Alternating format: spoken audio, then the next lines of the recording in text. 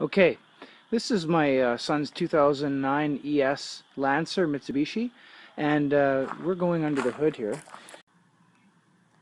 Okay, now we're under the hood of the car. Um, Earlier today I did this at my shop. I'm at home now and I'm making this video out of haste for someone who was asking for a bit of help. I removed the negative post and placed it over here, and I put an ammeter in between the circuit, between the post and the battery cable. When you do this, this is only to check parasitic drain. If you run power through your circuit into your car, like turn something on or start your car, you're going to fry that ammeter and let the smoke out of it. So this is only to check low-level parasitic drain. Just a forewarning. Anyway, so once the ammeter's on and we're reading it, it's after it starts out at say 1.2, you close your car door, it slowly trickles down. It would stop in that 4 or 5 range and show me that I had a drain. So what I did was I unplugged this fuse over here, this yellow IOD circuit, which is the inner cabin circuit. It controls most of the creature comforts and things that go on inside the car. So to make a long story short, I did a lot of internet reading. People on Google said make sure that when you're checking for a parasitic drain on this particular car in this year grouping, pull this circuit. So I did, and lo and behold, the ammeter dropped down very quickly to like 0.02. So I knew I had isolated it into the car. From that point, we close everything up here and we go into the car to the in-car fuse panel. Okay, now we're inside the car, looking in the fuse panel down to the left of the steering wheel. The fuse I'm pointing at is a 15 amp fuse. It's called fuse number 7 on the drawing on the PDF file. It's not in row down here where you think it would be 7.5 and 15. I don't know how your fuse panel is set up, but mine doesn't even have contacts there. It's up a row in these. So these 3 must be that circuit we're looking at. Anyways, I pulled more fuses to get to here, but once I got to this one, the ammeter showed a 0 to when it finally dropped down. Okay, that's the fuse we pulled. So if you pull this and you get the same thing, then likely it's your Bluetooth. All right, some of you may have the same draw that I do. I didn't know at the time it was the Bluetooth module, so I checked my radio and the bezel around the radio because there's wires going into it as well that separate from the radio, the head unit. And I also checked an amplifier under the driver's seat. Some models have it. I unplugged both the white plastic plugs that go under there, and I still checked my ammeter, and no drop in draw. It kept pulling 0.45, 0.40, 10 amps, and my search continued. To get at the head unit and the bezel, I had to go into the glove box, and I had to remove a screw located right up in here, a little Phillips screw. I've already removed it for you. So there, this just pulls and pops off. All right, you just pull that piece of plastic, pop that off, and then you go and grab the corner of this. There's a screw here. I removed that for you already. And you give it a little pull, and it'll pop off. Okay, it doesn't come off very hard. You just pull it gently, and it'll pop right off. This gives you access to the head unit.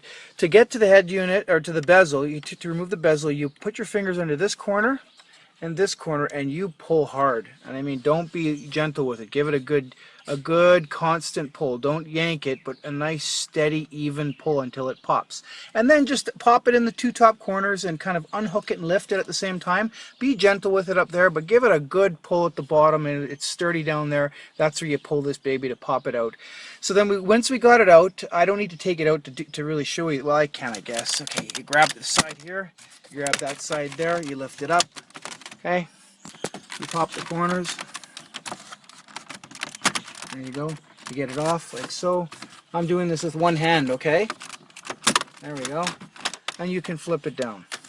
There's the head unit. I disconnected that wire. No voltage, or the voltage kept drawing 4 amps. I pulled all the cables behind the head unit, removed these 4 screws. There's one there, one in there, one up there, one down there. You slide the head unit out. You unplug 2 more Molex connectors. Still was drawing power. So I was like, okay, well, I don't know what to do next. I did some more reading on the internet. I went back onto the internet, and I found the information I was looking for, as good old internet does. Just got to put a little bit of time into reading and less talking. Anyways, so that's pushed back. We went over to here because I read somewhere that Bluetooth modules have a high failure rate on these cars. I think 1 in 5. Anyways, to get to it, you can drop your glove box down by pinching the sides together and popping off the gas shock. There it comes down. Alright? Alright, so with the glove box drop down, and we can see the blower heater behind it, we want to look up to the top, underneath. And if we do that, we can see that there's 4 screws up there. These 4 screws. If we take those out and pop that plastic rivet back in there, this black tray up top will pop out. Now we've removed the plastic tray, and if we look way up underneath, we can see the module right here. It's got 2 Phillips screws that are holding it in, and a Molex connector on the far side. We pull that out, we take the 2 screws out holding it in, and we slide it. We slide it down, okay? It comes out like this. And it was sitting basically right about there, right about there under the dash, alright? But anyways, this module is basically threaded backside up against the inside of the dash, and you're going to need 2 stubby Phillips screws because there's a screw in this corner and there's a screw in that corner on mine. Only 2 screws were installed, kitty cornered each other, and Phillips, and you'll need a stubby in there because otherwise it's a knuckle fest. Anyways, once you get it out, you'll see Johnson controls down here. Anyways, this is a Johnson Controls Mitsubishi Bluetooth, you can see there, and this thing was cooking hot. I mean, it was really hot. So this was drawing half an amp, and this is, I guess, what happens to them when they fail. They even put aluminum tape on them because they probably expect they're going to fail, so they protect you from the heat. Anyways, that took care of the draw. As soon as I pulled that connector out of the Molex, bang, we were pulling 0.02 amps, and we were fixed.